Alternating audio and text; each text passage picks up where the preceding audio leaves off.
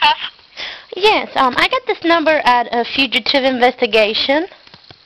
This is extradition speaking. What can I do for you? Yeah, I want to ask you a question. Let's say my man or my boyfriend or my husband, whatever you want to call him, is wanted for fugitive child rape, and he's hiding in Mexico. And let's say I do things like I come cash his check, or I help him, do things over here in the United States, like he don't never cross. Would that mean I'm guilty of aiding and abetting a fugitive? Yes. Okay. What if I'm a state employee? I was told that we have immunity. Is that true? No. Okay, so can any state employee, because what if I'm a pretty important state employee, could I still be in trouble? Any state employee, county employee, or federal employee would be in trouble for aiding and abetting a fugitive for a crime like that. Okay, so nobody has immunity, right? No, Okay, where do I report this crime? Okay, so your boyfriend and that, he's in Mexico, right? Yeah. Okay. What's my husband, actually? Oh. Ooh. Dear. Okay, and then you are here in the United States. Yeah. What my point is, so. Where did this rape occur? I mean, is there a warrant out? Yeah, he's wanted out of Florida. Okay, let's take a moment here. Let's look him up and see if Florida has a warrant out in CIC. Okay? Okay. Let's start from there. And you're going to have to give me your husband's name. It's Primitivo Cruz. I'm sorry? It's Primitivo Cruz. Can you spell it for me? Primitivo Cruz. C-R-U-Z. Okay. And his date of birth, ma'am? It's September 9th of 1972. Right. September 9th, 1972. Yes. P-R-I-M-I-T-Z-O. No, P-R-I-M-I-T-I-V-O. Like primitive. You know how primitive, like a primitive Indian? Yeah, so P-R-I-M-I-T-I-Z-O. No, like a primitive. You like an Indian? Wild Indians, primitive. P-R-I-M-I-T-I-V-E is primitive. Okay, but take the E off and put an O and put primitivo. Primitivo. Got it. Okay. Gotcha. Okay. I'm sorry, we just have to, our connection is a little bit bad. Yeah. But hang on one second. Let me go into another section here and pull this up and see what we can find out. Do you know when it occurred? Yeah, it happened, I think, at 92.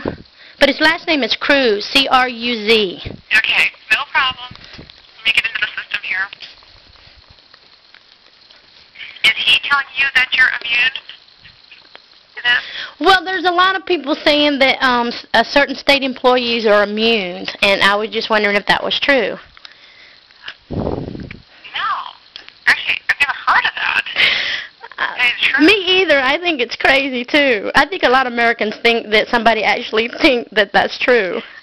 I'm not falling for it. I'm not falling for it. I don't think so. I'm thinking if I'm not falling for it. I'm trying to think of the logic there, but I'm not there, so. Okay, me either. I'm not following. I'm not buying it either.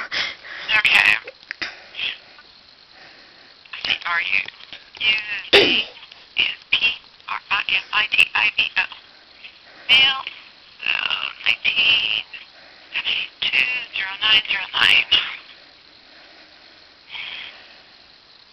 Do you know how old the person was that was raped? It says I think it's under 16 or under 14. I can't remember. It's on his website. Because there's a Florida website. They have a sex offender thingy. Mm-hmm. And it shows that he's a fugitive. Yeah, I do have him on here.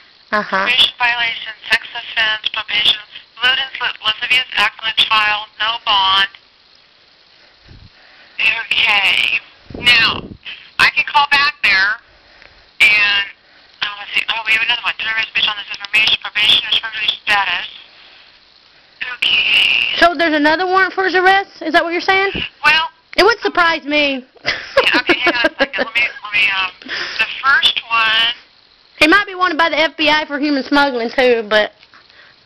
Okay, the first one is out of Florida.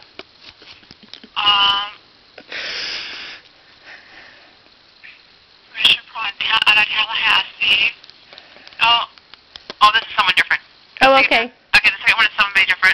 it just their names had crossed at one point in time. So there is one out of Florida. It may be him, and they have the same fingerprint that he just using the alias or something like that. I'm gonna look at that. I'm gonna look at his FBI number. JB4.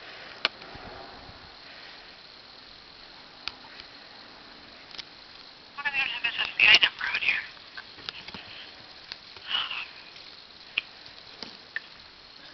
Well, he's probably under investigation too. To tell you the truth, I'm probably under investigation too. But my point is that nobody has immunity, right? Nobody has immunity. Well, let me. Oh, hang on a second. You guys are married? Yeah. Then you can't say anything against him. Oh, okay. You know what I mean? Mhm. You But know, let's say it wasn't me that was aiding and abetting. What if it wasn't me? What if it wasn't me aiding and abetting?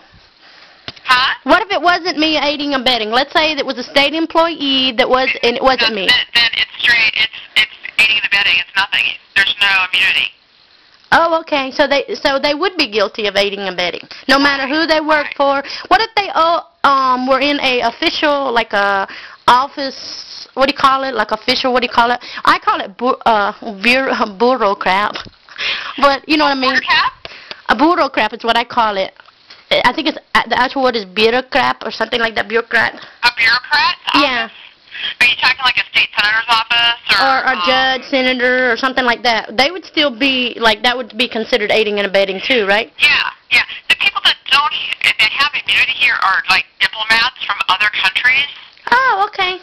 That if they like it happens in New York a lot. Mhm. Because there's no parking there. That the diplomats will park their cars wherever the hell they want to.